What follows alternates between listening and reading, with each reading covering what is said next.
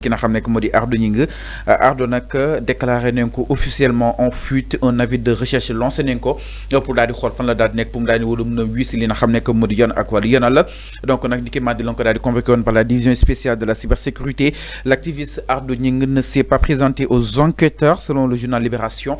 Il est désormais officiellement lancé il est officiellement déclaré en fuite et fait l'objet d'un avis de recherche. Donc dès la réception de sa convocation, l'opposant a tout simplement éteint son téléphone, rendant impossible tout contact avec lui.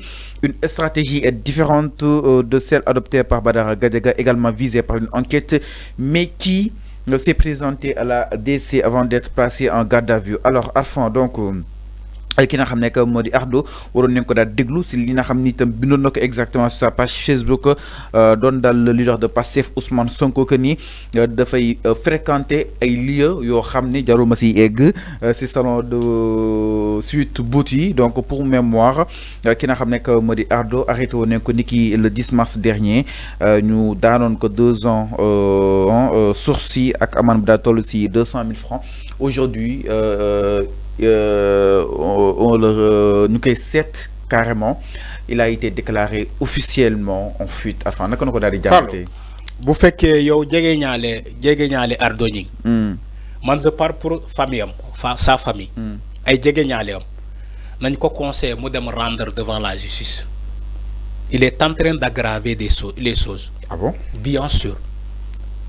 Bu fekkee am na ñu bëgg Ardo dëgg-dëgg ñu ko bëgg nañ ko conseil mu dem rendre. Il faut aller se présenter devant le commissariat. Billahi xamul lu muy def.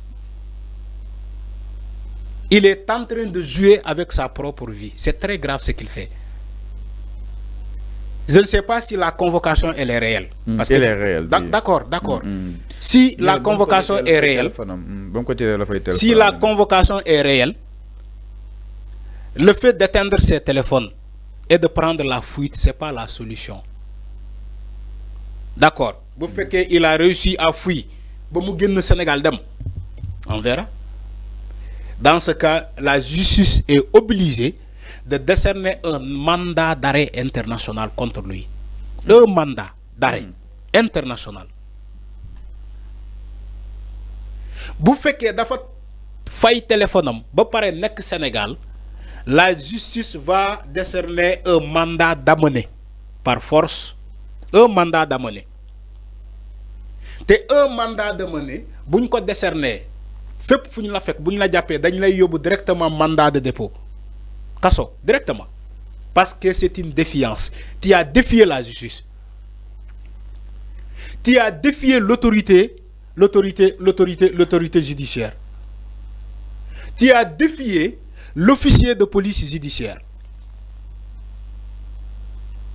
Moi, je suis conseiller Ardo, je conseille de déférer à cette convocation, si la convocation elle est réelle.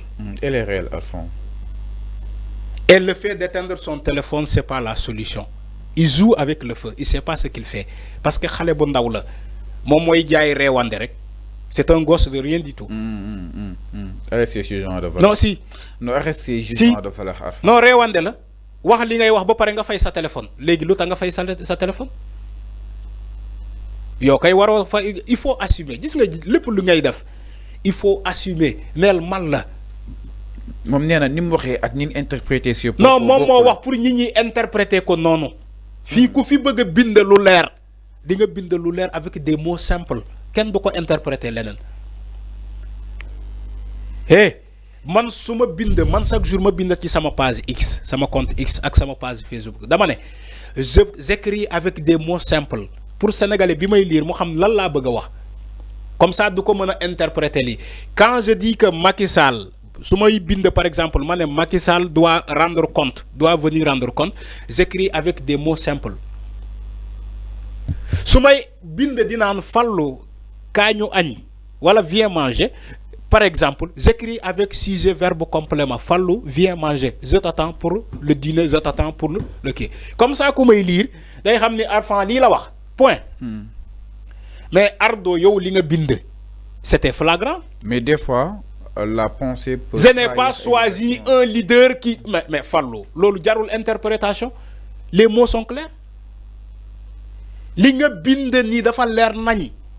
nee na da doon joxe raison li tax àndut ak Ousmane Sonko lu tax mu bàyyi ko lu tax àndut ak dama ne Fallou lu tax àndul ak Sonko lu tax mu bàyyi ko ça concerne que lui moom pourquoi il n'a pas écrit avec 6 verbes compléments lii moo tax ma bàyyi Ousmane Sonko mais Fallou yow mi tu as lu les propos de qui comment adresse de Ardo tu n'oses même pas relire ces mots là dans ce plateau yow mi Fallou mi nekk xaritam bu ñu wéetee tey caméra nekku fi micro nekku fi da ngay xam ni Ardo lu mu bind ni caaxaan la yow même tu l'as appelé pour lui dire de supprimer le post qu'il a écrit yow mi dinaa ko wax de sénégalais yi non dinaa la ko wax loolu moom luy nëbbatu yow luy nëbbatu man dinaa ko wax tey sénégalais yi Fallou même a appelé Ardo Gning pour lui dire que supprime ce que tu as écrit Ardo lan la ko tontu Ardo lan la tontu Fallou. Enfin,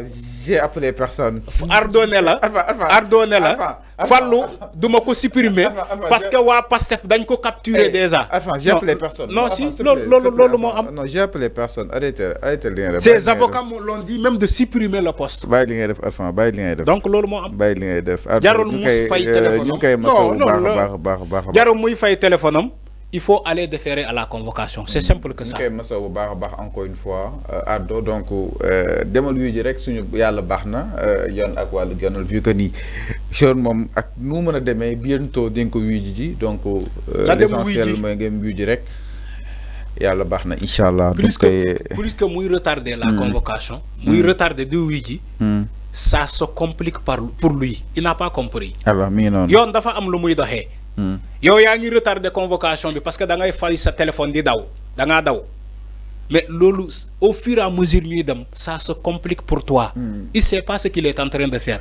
moo tax ma ne bu fekkee am nañu ko bëgg ay jege ñaaleem nañ ko conseil mu dem déférer à la convocation.